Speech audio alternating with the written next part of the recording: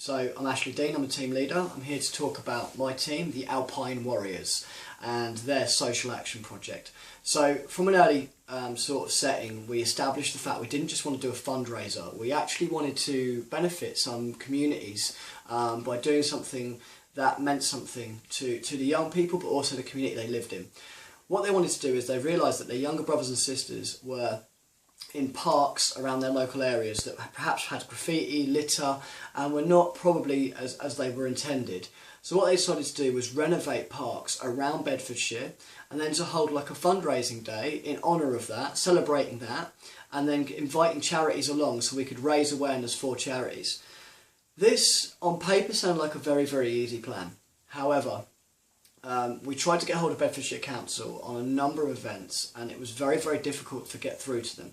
Once we'd got through to them, there was a lot of questions around public liability. There were questions around how long they'd be at the park for, what they'd be doing to the park, would they be using paint, health and safety involved, would there be signs being put up, so on and so forth. Now, as a team leader, this was a great thing for me because it gave them lots of hurdles. It meant the young people in my group really had to work hard at what they were doing. They really had to work hard to find a solution. They came to a solution and they managed to speak to some local councillors, and the councillors advised them as what would be best and what park would be best. Now, they took part in this project and they all worked unbelievably as a team.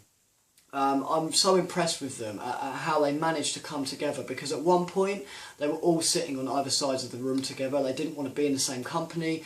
They really were falling out, and that's that whole storming process happening. But what they did was they sort of rose above that. They gained a bit of maturity in the process, and they decided to sort of give each other jobs. Now, I appointed 2 people to be leaders, to kind of lead everyone and pull everyone together, but not in a way that's like a teacher or like their mum, but kind of just pull the strings to keep everyone together. This worked excellently.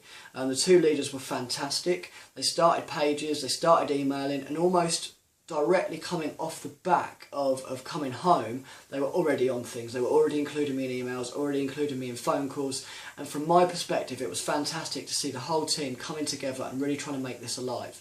So when I'm recording this now, they have regenerated a couple of parks, they have picked up on litter picks, they've made the place safer for children, which is great.